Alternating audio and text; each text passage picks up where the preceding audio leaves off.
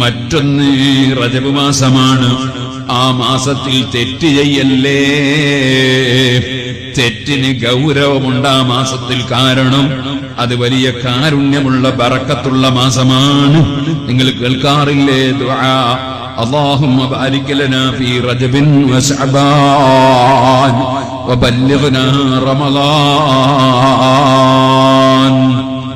മഹാനായ നബി സല്ലല്ലാഹു അലൈഹി വസല്ലമ തങ്ങൾക്ക് ഇസ്രാ മിഅ്റാജ് നടന്ന മാസമാണ്.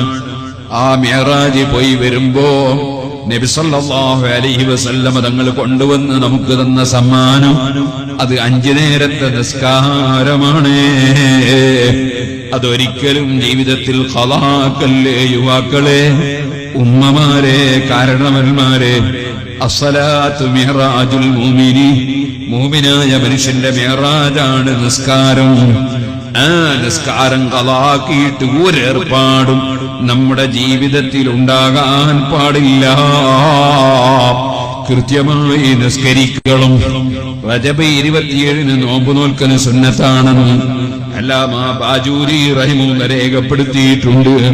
എന്നാൽ എന്റെ പ്രിയപ്പെട്ട മുതഅല്ലിമീങ്ങളെ, ശാഫിഈ മദ്ഹബ് അനുസരിച്ച് ഫിഖഹിന്റെ കിതാബുകൾ നോക്കിയാൽ റജബ് 27 നോമ്പെടുക്കൽ സുന്നത്താണെന്നതിൽ ഒരു തർക്കത്തിനും അവകാശമില്ല. ശാഫിഈ മദ്ഹബിലെ ഏറ്റവും മുഅ്തമദായ കിതാബ് തുഹ്ഫത്തുൽ മുഹ്താജാണ്. ആ തുഹ്ഫയിൽ തന്നെ പറയുന്നുണ്ടല്ലോ, എല്ലാ മാസവും 27 നോമ്പെടുക്കൽ സുന്നത്തുണ്ട്, 28 നോമ്പെടുക്കൽ സുന്നത്തുണ്ട്, 29 നോമ്പെടുക്കൽ സുന്നത്തുണ്ട്.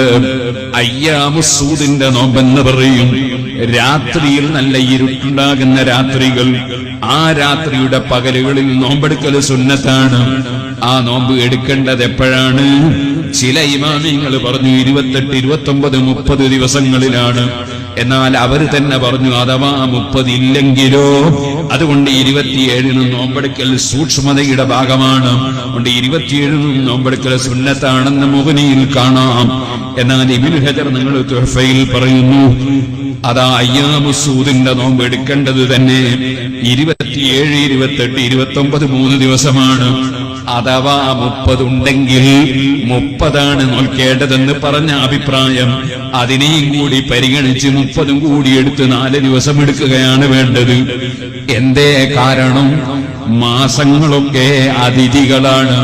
പടച്ചവൻ നമ്മിലേക്ക് പറഞ്ഞേക്കുന്ന അതിഥികളാണ്. ആ അതിഥിയെ സൽക്കരിക്കേണ്ടത് സൽക്കർമ്മം കൊണ്ടാണ്.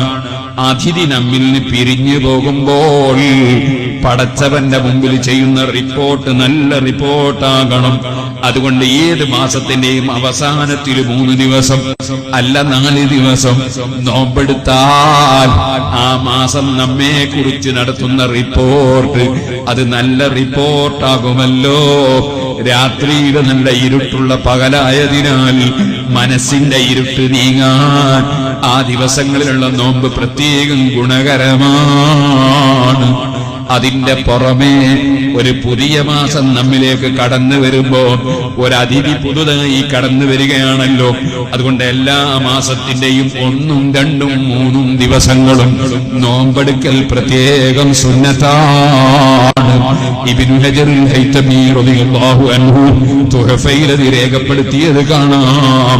അപ്പോൾ പിന്നെ റജബ് 27 നോമ്പെടുക്കൽ സുന്നത്താണെന്ന് ഫിഖഹിന്റെ കിതാബിലുണ്ടോ എന്ന് ചോദിക്കേണ്ടതില്ല.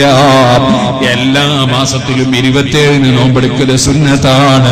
റജബ് 27 ആ നിലക്കുള്ള സുന്നത്തിന്റെ പുറമെ മിഅ്റാജിന്റെ ദിവസം എന്ന നിലക്ക് പ്രത്യേകം സുന്നത്തിന് കട്ടി കൂടുന്നുണ്ടെന്നാണ് ചില പണ്ഡിതന്മാർ പറഞ്ഞതിന്റെ താല്പര്യം. സുന്നത്താണെന്നതിൽ തർക്കമില്ല. ഇതുപോലെ ശഅബാൻ 15ന്റെ നോമ്പ് എല്ലാ മാസവും 13, 14, 15 നോമ്പെടുക്കൽ സുന്നത്താണ്. ശഅബാൻ ആണെങ്കിലോ നബിതങ്ങൾ ഏറ്റവും കൂടുതൽ സുന്നത്ത് നോമ്പെടുത്ത മാസമാണ്.